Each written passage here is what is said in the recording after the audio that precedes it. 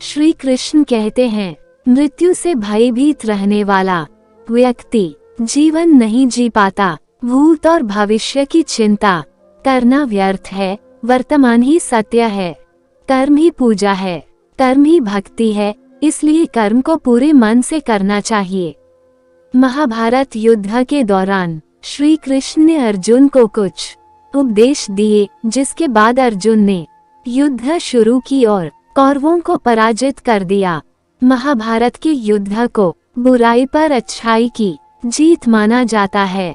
महाभारत के दौरान भगवान श्री कृष्ण ने अर्जुन को जो उपदेश दिए, उसे जीवन का असली सूत्र माना गया है। गीता में इन्हीं उपदेशों के माध्यम से व्यक्ति जीवन की कठिन से कठिन परिस्थिति का भी हल ढूंढ लेता है। श्री कृष्ण ने एक समय सबसे बलवान है कृष्ण ने अर्जुन को कर्म योगी बनने के उपदेश दिए। उन्होंने अर्जुन से कहा, जो भी कर्म करो ये सोचकर करो कि वह परमात्मा को समर्पित होता है।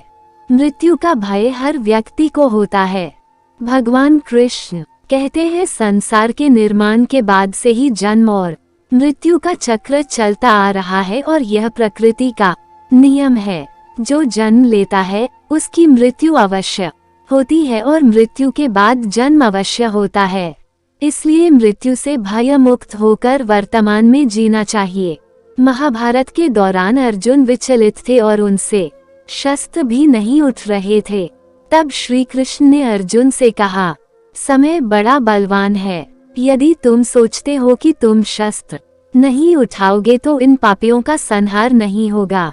अरे अर्जुन, तुम तो एक निमित्त हो, इनका संहार लिखा है और वह जरूर होगा।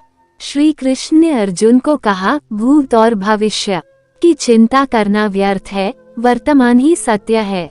जब असमंजस की स्थिति में रहो और कुछ समझ ना आए तो सब परमात्मा पर छोड़ दो और बस अपना कर्म करो।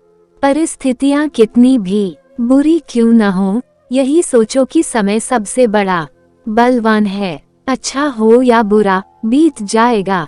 तब श्री कृष्ण ने कुरुक्षेत्र के मैदान में अर्जुन को उपदेश देते हुए कहा कि हे पार्थ, तुम्हें अपने क्षत्रिय धर्म का पालन करना चाहिए और एक क्षत्रिय की भांति अपने अधिकारों के लिए लड़ना चाहिए। यही तुम्हारा धर्म है। श्री कृष्ण अर्जुन से कहते हैं कि मनुष्यों को चाहिए कि वह संपूर्ण इंद्रियों को वश में करके दृढ़तापूर्वक स्थित हो, क्योंकि जिस पुरुष की इंद्रियां वश में होती हैं, उसकी ही बुद्धि स्थिर होती है।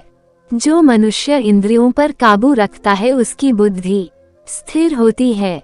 जिसकी बुद्धि स्थिर होगी वह अपने क्षेत्र में बुलंदी की ऊंचाइयों को छूता है और जीवन के कर्तव्यों का निर्वाह पूरी ईमानदारी से करता है।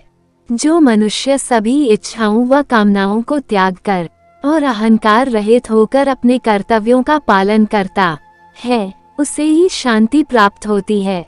मन में किसी भी प्रकार की इच्छा व कामना को रखकर मनुष्य को शांति प्राप्त नहीं हो सकती। शांति प्राप्त करने के लिए इच्छाओं को मिटाना होगा। हम जो भी कर्म करते हैं उसके साथ अपने अपेक्षित परिणाम को साथ में चिपका देते हैं। पसंद के परिणाम की इच्छा हमें कमजोर करती है।